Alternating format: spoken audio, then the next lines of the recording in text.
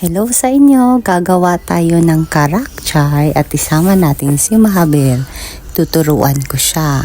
So ayan, nag-start na kami naglagay ng wag bakri or yung loose tea. 3 spoon lang naman siya. 3 teaspoon. Take note, naglagay na nga pala ako ng tubig sa pot na yan, sa lutuan ng tea. So parang konti lang, 1/2 cup of water lang ilagay mo para maluto yung loose tea. So ayan, yung anak ko ayaw nang isara yung asukal, gusto niya nang laruan, gusto niyang ilagay ng asukal doon. Naku, Mahabir. O ayan, alam niyang mainit, so sinasabi niya sa akin hot. Nag-a-action pa siya na ilagay yung kamay sa pot. So next, nilagyan ko na pala din ng ginger. So ako na lang naglagay ng ginger kasi di naman niya kaya, baka mapaso, to be safe na rin. So see, panay sabi hot.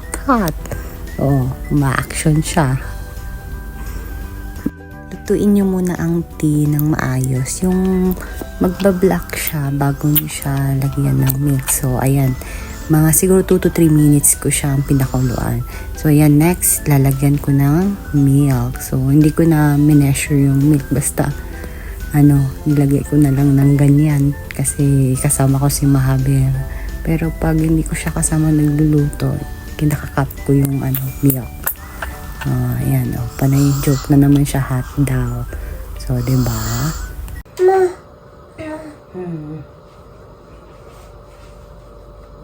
Don't touch. Hot.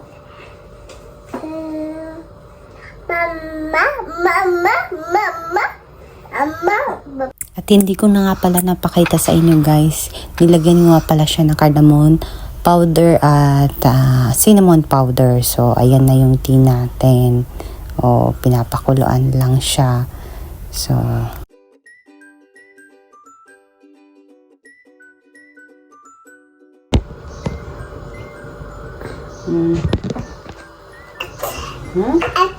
yeah, it's hot. I told you. Ay, chikuchi.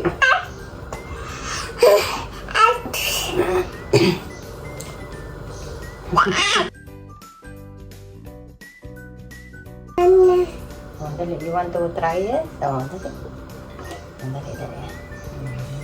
Want to try it? Next. Next. Okay. Then put the rest. At ayan, halukay ubi naman ni Mahabir. Gusto niyang itry talaga. Tingnan mo. Gusto niya.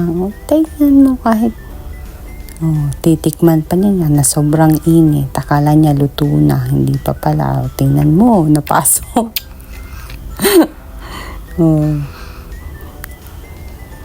Try again, Mahabir.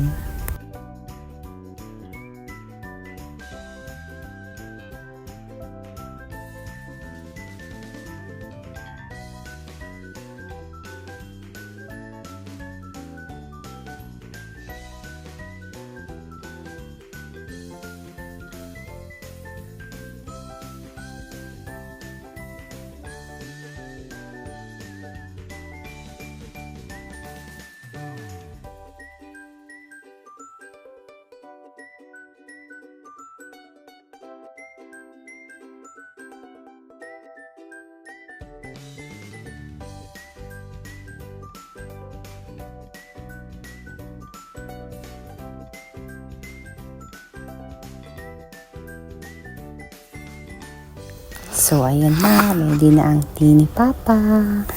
Thank you sa inyo.